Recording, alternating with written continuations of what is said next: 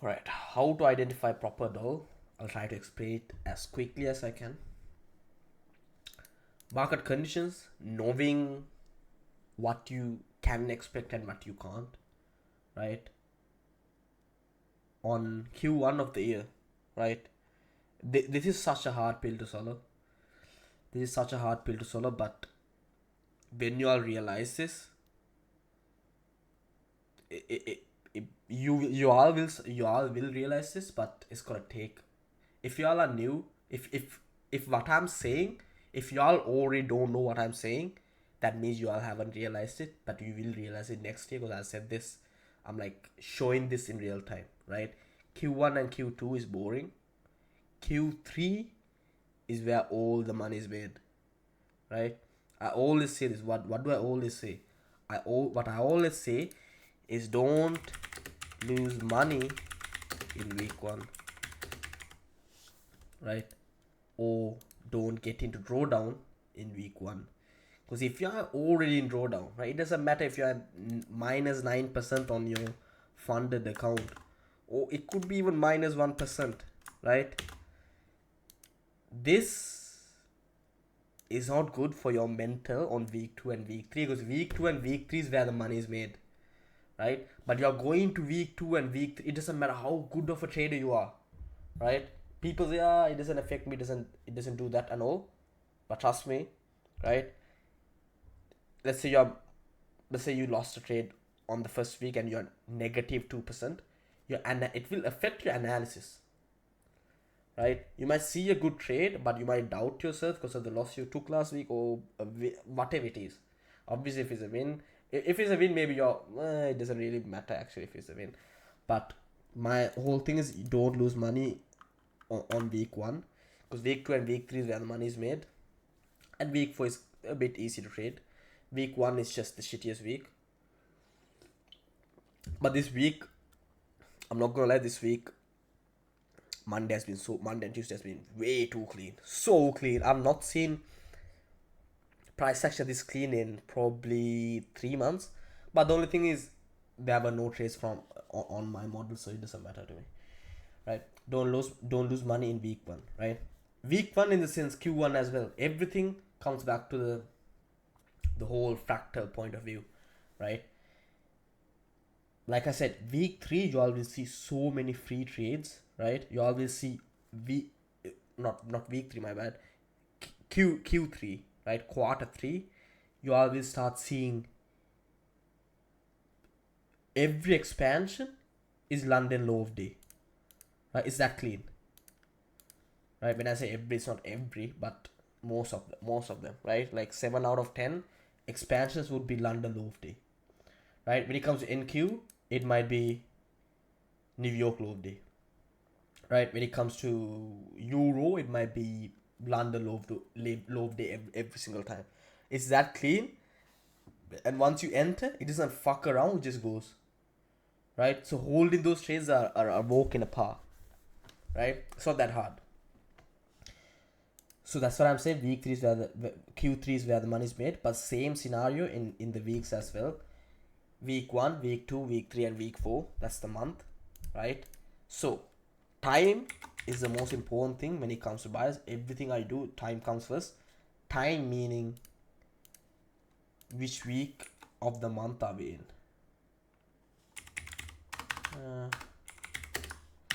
Right? Is it week 1? Is it week 2? Is it week 3? Or is it week 4? Right? So let's say we are trying to catch this reversal. Or let's say this is your higher time frame key, right? How do you know that it's going to reverse from here without us getting 50-minute or 30-minute change in order flow by using time, right? This could be week 2 of the month, right? Because week 2 is where manipulation occurs. Or it could be a Tuesday, because on expansion weeks, Tuesday and Wednesday is likely to create the high of week or low of week, right? Or it could be a Monday range model, or it could be it could be anything, right? My whole point is that time is confirming me that it's gonna be, it could be, or it has the potential to be high or low of week. In this scenario, it's gonna be the high of week before getting a change in order flow, right? A change in order flow is important, but before getting that, that's what time tells me whether it has the potential to be high or low week. Same scenario, it could give me the green light for me to confirm whether it's gonna be the high or low of day as well, right? Same scenario. So this should be time, but first things first, which week are we in, right? That can give you an idea on market conditions as well. That's why I said we are in Q1. It's not going to be as clean, right? Even week 2 and week 3 is not going to be like really clean, especially on NQ. We have seen how bad it is. Especially, I think I'm pretty sure we have Trump speaks as well today, right? Trump speaking has ruined NQ. Nah, I won't say ruined, but that just made things a bit hard. I guess we all can agree on that, and that is important, right? Which week of the month are we in, right? Also, which month of the year are we in is as important as well, but that all comes down to market conditions. Secondly, um, higher time frame order flow. Okay, this looks like only fan, so I'm gonna say ODF. No, just say right. Higher time frame order flow. Right? Are we breaking highs and rejecting lows? Breaking highs and rejecting lows? Or are we rejecting highs and breaking lows? That's important as well. And then finding out pending liquidity. I don't think I've talked about this publicly, but pending liquidity is what I showed on Dixie probably like 15 minutes ago. Pending liquidity is basically a one tap, right? Let's say there's a key level in here. Inside the key level low below it. This is pending liquidity because this is a one tap, right? What is a one tap is when a key level gets tapped only once. These are not protected lows, these are weak lows and weak highs, right? Protected become when it comes back and we turtle soup this and we turtle soup with time, right? Time needs to be perfect as well. This becomes a protected low. This is where we enter, right? So all of my trades, right, there are two ways the market moves, like this or like this, right? This is where all the dumb money enter.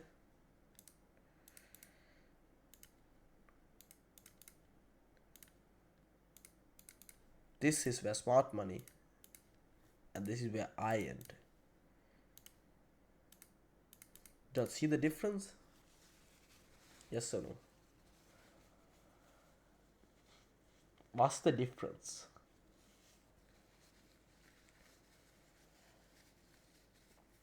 If I'm scalping, which time frame is best to look at the market? I wouldn't go lower than 15, maybe 5 on NQ, but on other assets, 5 is not gonna work either, right?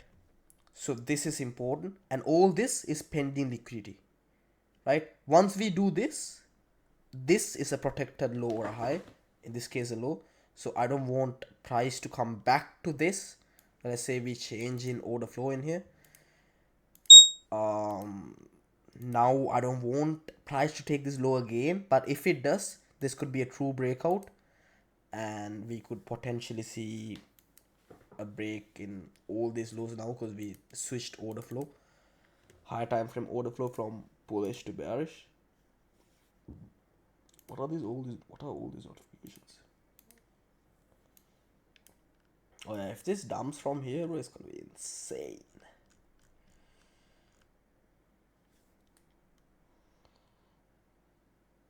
Does Chevsky set the highs? No way. Yeah, kinda.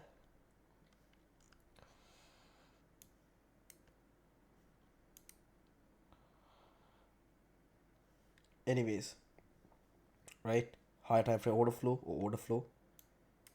That's important as well. And then narrative analogy. Right? You can just call price just using narrative and logic. Right? Narrative in the sense, is this a Monday range play?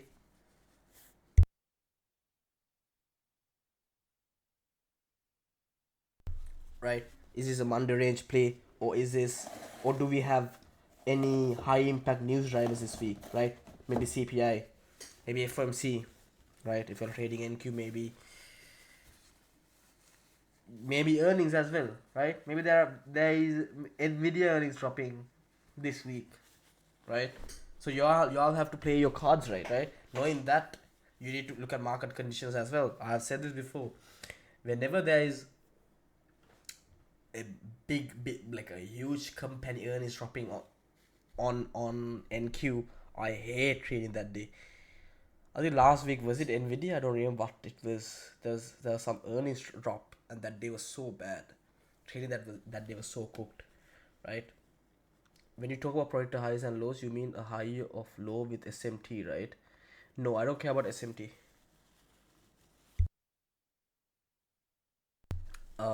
Protected high. There's the thing is there will always be SMT, right? In every swing high or low, there will always be SMT.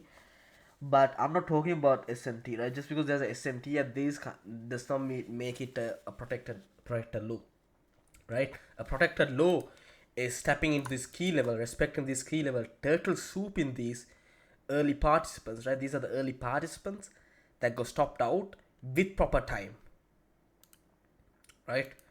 Time in the sense my whether it's 3 a.m., whether it was 8:30 news driver, whether it was a 9 a.m. model. All this might be a bit hard if you all are in the beginning stages, right? But you always just get it once you all tune up for a lot of live streams, because I can't explain everything on one go, right? So yeah, that's that. So narrative and logic, right? Whether this is a Monday range model, whether it's gonna be a 3 candle model, right?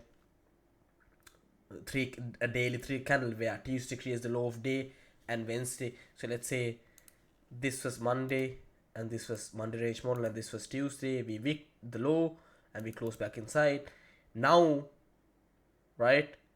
The next day, I would like to be bullish on that day as well. Maybe we tap into Monday's high, right? Not reading any price action, right?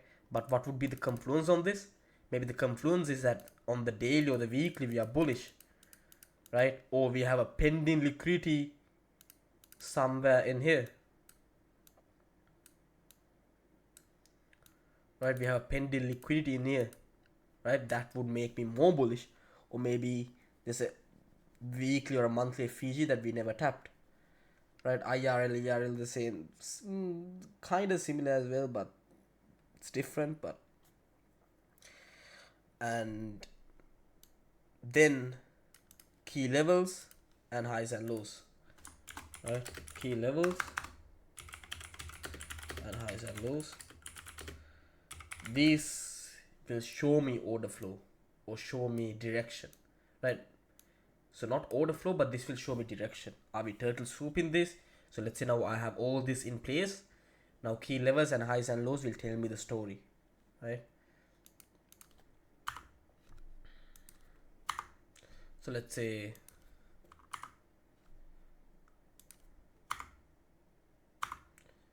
what the fuck,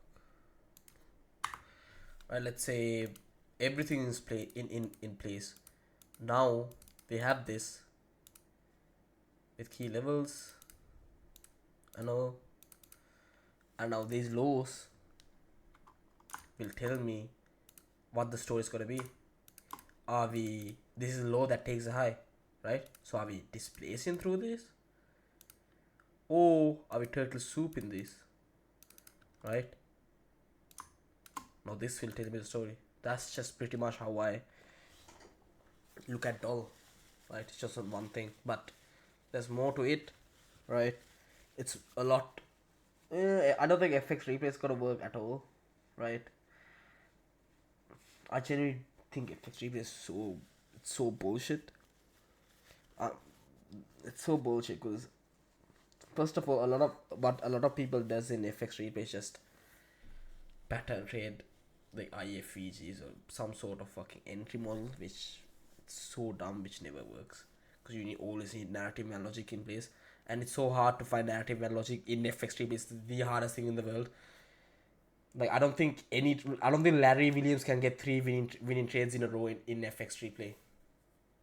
Jerry don't think, right? And what works is just looking at the chart's lifetime and journaling your trades, right? Everyone who's new, watch how to journal, right?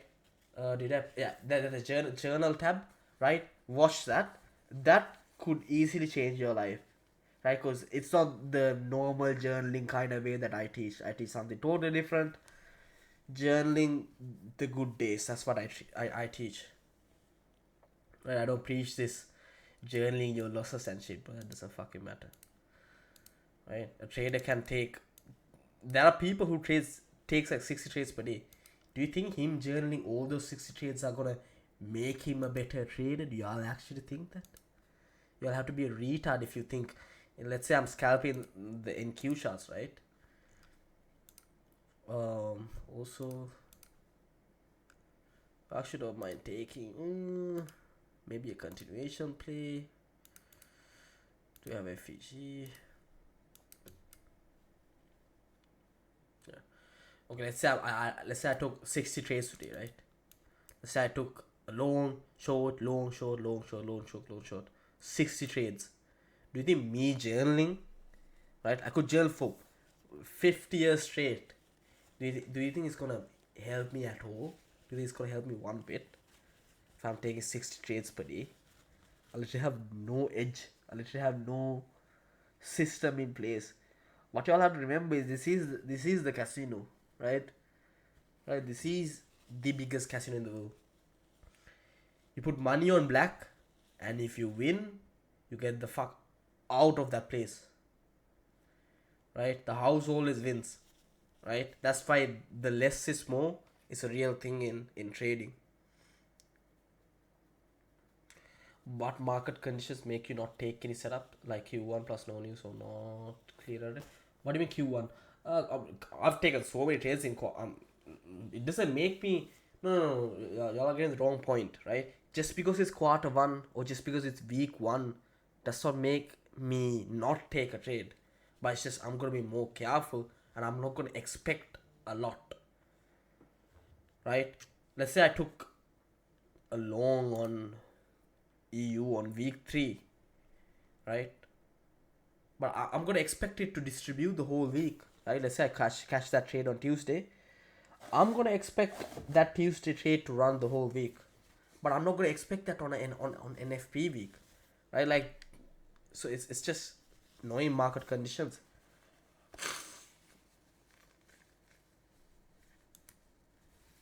It's the same thing with NQ. I've showed a lot of trades this year on NQ. I don't think any of them were OSOX. I'm pretty sure on NQ every trade I have taken was a scalp. Was it not? Because I generally don't see any OSOX on NQ. I think the market is fucked. It doesn't respect time at all. That's why I've been heavily on FX, and I love FX because it works perfectly. Like, way too good. Like, it's way too good because, as I talked about, this Sunday source call or last Sunday source call, like the accounts you all have, right? You all are taking so many trades because you all don't have enough funded accounts, or you all don't have enough accounts, I guess, right? Or a proper account or live account, whatever it is. But once you do, right? Listen to this. It only takes one good trade per per week to make or break that week, right? So why are focusing on like taking a trade every single day if it only takes one good trade to make or break that week, right? And the same thing with the month as well. It only takes one good week to make or break that month, right? All the money is being made on 1 week. Trust me, most of the money is being made on 1 week. It could be week one for y'all, it could be week 3 for y'all, week 4, it doesn't matter. But my whole point is that just once accumulate. Now taking a look at this. This is intermediate high as well. Like I said, I still I still have my initial pending liquidity, right? But it doesn't make sense to go back to this high and go lower if this, because it doesn't make sense to come back all the way to this high and then go lower. Actually, it makes more sense to go lower from here, but this is still pending liquidity. I'm not gonna take trades unless I see a reaction from this. Oh, because this, see, this is a chef's kiss, right? I really don't like fading chef's kiss, to be honest. So if we just keep on going higher, it doesn't even need to go higher or lower. Even if we stay inside this range, I'm losing, right? So I'll be really careful now. Mainly because the weekly dollar on EU was met, not the weekly dollar on Dixie, but let's see. But I would love to take, if I'm gonna take a trade, right? Because I don't force any trades. Trades come to me. I would like to take a trade on some exotic, not really. Oh, we dumped it a lot, but I don't like this, right? Because I know GU and GJ, bro. It just takes these kind of lows and pumps all the way back to these highs. That's just how it trades. And last week it was so bad. I don't even count this. Which is so bad. Look at how bad it was on the daily last week. Do you recommend to trade FX on Top Step, or should I just open a new account with another FX broker? Don't open brokers. Just buy a small account on a prop firm. Yeah, just buy an account on, I don't know. I'm not promoting any prop firm, bro. Y'all, like, I'm not gonna be, because especially on FX prop firms, they do scam y'all. Like they do a lot of scamming, right? Especially if it's a big account, and like if the payout is maybe more than like 5K, maybe even 3K, I don't fucking know. You gotta make sure that you buy a really good prop firm, right? Because trust me, it sucks. Why it sucks is that it doesn't even suck if, let's say, hypothetically, your top step payout you don't get it. It doesn't even suck on futures, because you don't spend that much time on futures, right? MFFU, let's say you pass it in a day, and then you get a payout in 5 days. Like, yeah, you spend 5 days, and yeah, it was a bit of work, but dude, FX, it takes a really long time to pass those accounts and get a payout as well, because you need to wait 14 days in most of these prop firms. It takes like a month, right, to get all of this, and it sucks if your payout gets, like, if they don't pay you out, and if they come up with some stupid rules, just not pay you out. Trust me, I know.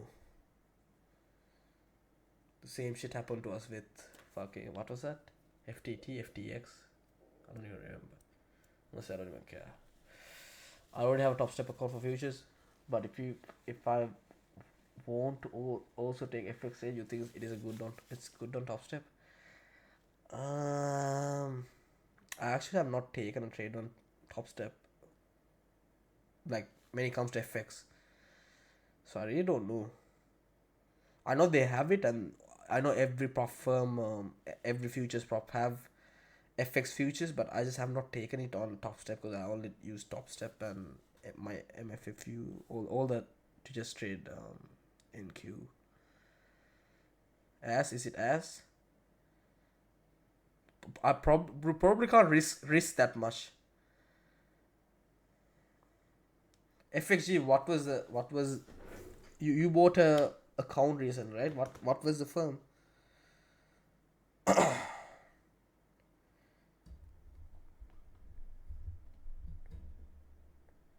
Is it FTMO? I mean, FTMO will always pay you out. Or Alpha Capital. Alpha Capital is such a scam, but they would pay you out unless like the unless you are a no like unless the payout is like more than 10k. Do they have profs for crypto? Or they do? Trust me, they do. And those prof firms are insane.